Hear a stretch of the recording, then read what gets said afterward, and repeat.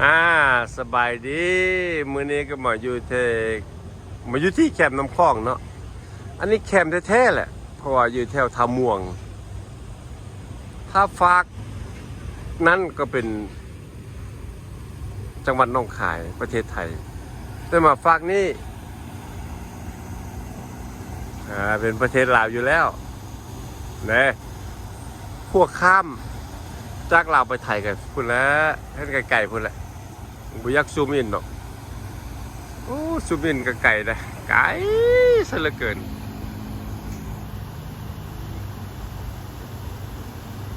อันพ่วงข้ามจากฝั่งลาวไปหาฝั่งไทยโอ้แต่ห้านวันนี้โอ้คักเว้ยอยู่ริมคิมแม่น้ำคลองเลยแล้วนี่คิมแม่น้ำคลองฝั่งลาวเด้อนี่คือปลาม่วง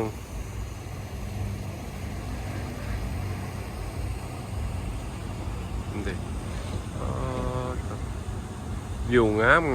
ห้านเพิ่นอันนี้ถ่ายรอบๆให้เบิ่งพูนไปฝั่งไทยพุ่นบัดนี้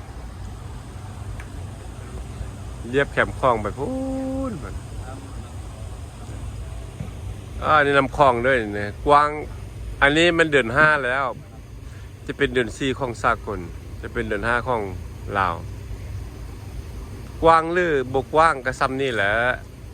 เด้อันนี้ก็บ่ฮู้เดี๋ยวว่าเพิ่นปั๊มน้ำได้จังได๋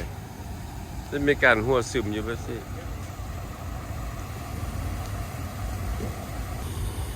เด้แหมอันนี้ก็บุฮู้ว่าสาวประมงบ่หรือว่าสาวที่ว่าข้ามคลองส่งเครื่องซึ่งกันและกันฝั่งนั้นถ้าฝั่งนี้แต่บ่ค่อยมีคือบ่ค่อยมีเหือที่ว่าข้ามฝั่งนั้นไปหาฝั่งนี้หลายช่วงนี้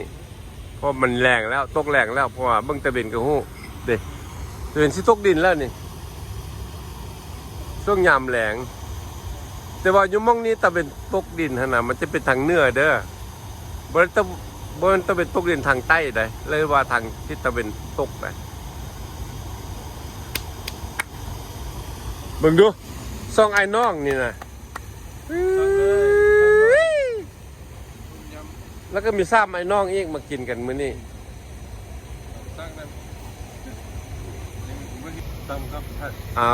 กะเพราหมูขอรีวิวห้านนี้หน่อยหนึ่งเนาะห้านปลาม่วงเนาะขีมทางรถเลยตอนนี้ขีมทางรถเลยดิคันฟังนั่นก็เป็นรถแล่นรุดแล้วฟังนี้ก็เป็นขีมคลองเลยถ้าใครได้มาก็จะลืมมาแวะแนะนำว่าโอ้วิวงามหลายถ้าเป็นช่วงยามแรงแต่ว่าจะลืมว่าตะเวนนี่นะตกทางเหนือเด้อเด็กตะเวนตกทางเหนืออันนี้ทางเหนือแล้วนี่ถ้าอยู่มองนี่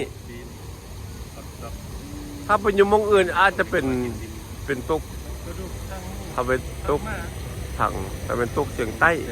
หรือว่าตกเสียงตก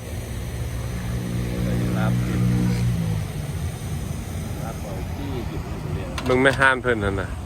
งามหลายเพิ่นตกแต่งโอ้น่านั่งเว้ยแต่ยามแรง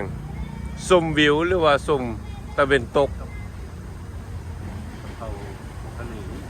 เด้แม่นมากเลยท่านแต่ว่าอย่าลืมว่าตะเวนตกเสียงเหนือด้วยว่าตัวนี้นะ